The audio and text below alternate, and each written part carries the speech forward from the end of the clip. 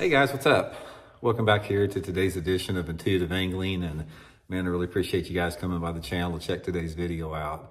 And guys, I don't mean to keep harping on this deal because this is the third video I've done on the subject regarding Bassmaster's announcement yesterday that they absolutely slashed the payouts and tried to whitewash it by saying there's no entry fees. But we got to talk about this some more because guys, it is evident that the management within Bassmaster simply does not, they're completely out of touch with reality, and they are making a string of extremely poor decisions for the organization.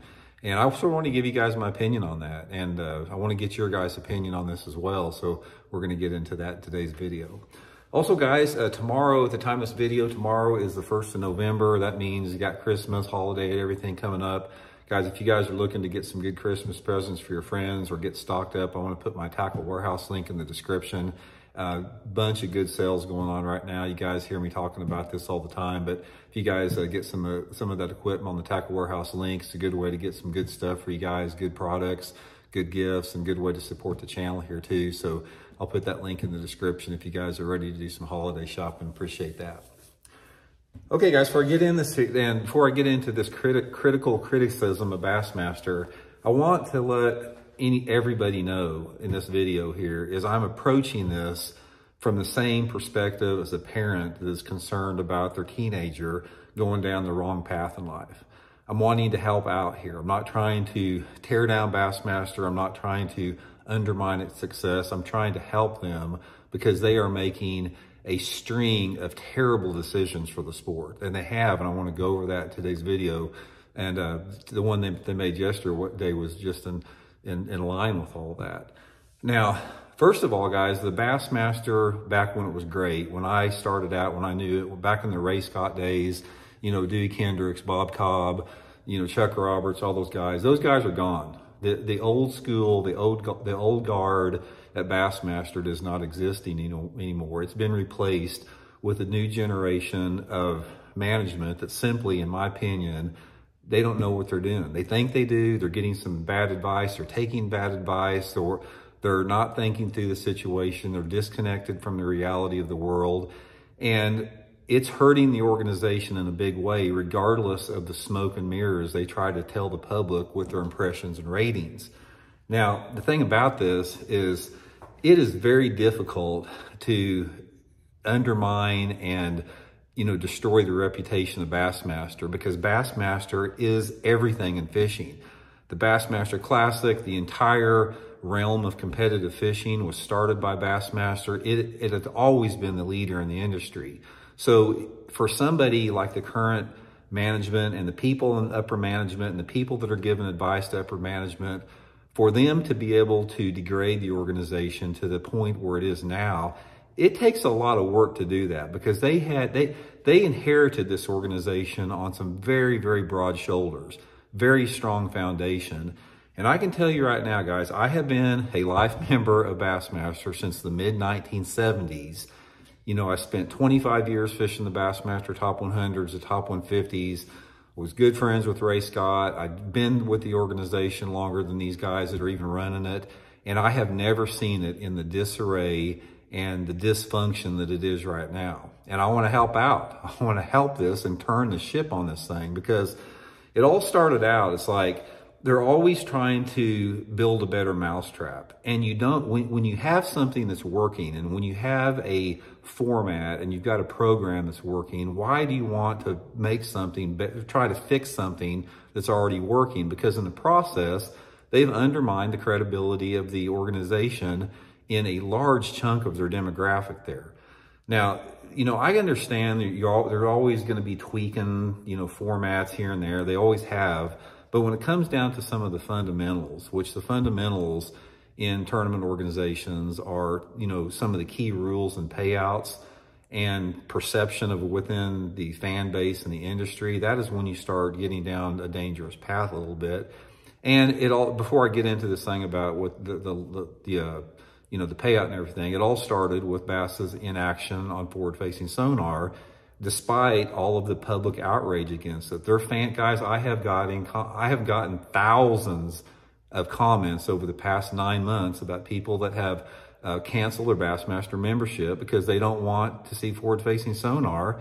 And you got a group of people on the Bassmaster Tech Committee that simply are in denial of reality of that, and they're going to push that through, and it's damn the ship. They don't care if they sink the ship in the process. They're going to cater to the 20-year-old flat brimmers and keep forward-facing sonar, you know, as part of the organization to undermine the integrity of the sport and the magic and the mystery and the heritage of the sport, create an unlevel playing field. We've been it all through. So we understand that Bassmaster has failed the industry in being the leader on getting this forward-facing sonar banned from tournaments. You know, NPFL are the ones that had to take the lead on that, and they did it for next year. So they're the ones that have seen the light there. So that's another conversation. What I want to talk about here is this latest debacle that they did yesterday, where they came out, and guys, when you first saw the headline on that, it's like the clouds parted, and it's the greatest thing that ever happened in fishing. No more entry fees for the Elite Series pros. But what they, again, if you just watch the videos, what they failed to tell you is they slashed the payouts down to freaking nothing for those guys. They kneecapped them and basically made it where they cannot make a living with the current payout structure. There's gonna, yeah, if you win the tournament, you're gonna be able to hang on there. But for most people, it's gonna be physically impossible for this to be profitable. I don't care what your situation is, because I figured it up. I did some math to it. You could theoretically, based upon the point structures that it's taken the past 10 years, somebody next year could win the Bassmaster Angler of the Year title and win less than $7,000 for the entire season. You could qualify for the Bassmaster Classic next year under the current payout structure and win less than $3,000 for the season. Now, this is supposed to be the top level tournaments, and this is supposed to be the greatest thing that ever happened to it. These Einsteins over at the Bassmaster Management thought that this was the greatest thing in the world. And guys, I have been on communication with my buddies on the Bassmaster Elite Series circuit right now. They are all freaking pissed. They are out of their minds, livid, pissed about this, because obviously Bassmaster did not consult the tournament guys. They didn't consult the anglers by doing this. They just rammed it through, you know, just like they did with forward-facing sonar. There was a majority opposition from the Bassmaster Elite Series pros. They all wanted limitations put on forward-facing sonar. Bassmaster told them to go pound sand, and they've done the same thing on this. So mark my words on this, guys. There is such a outrage amongst the Elite Series pros right now that Bassmaster is going to have to address this. And they're going to have to eat crow once again, just like they did when they tried to make it legal to get information up until the first of the year a couple months ago, when the pros threw a fit about it and they changed that rule. The only reason they haven't changed the rule on the outrage against the cheater box is the fact they're getting so much money from the electronic companies. So guys, it is a freaking cluster over there at the top management. I don't know who's, I'm not naming names because I don't know the power structure over there about who influences who, but I can tell you right now from somebody that is very connected to the industry, which I am, and along with all my buddies that are connected to the industry, not just within the tournament industries, but on the endemic and non-endemic sponsor side of the industry, everybody's shaking their head, and it's like, what the hell are these guys doing over there? It's like, can they do anything else to try to undermine the success of Bassmaster like they have been doing? There wasn't anything wrong with the payout structures that it was before. I mean, think about it. You know, these guys paid, I think, what, $4,500 for entry fee. They paid half the field, which no other tournament circuit does that. Most tournament circuits only pay 25% of the field. They were paying half the field. That means if you had to pay your entry fee and you made the top 50 check, you know, you'd make, you know, $5,000 or so from the tournament. That's all gone.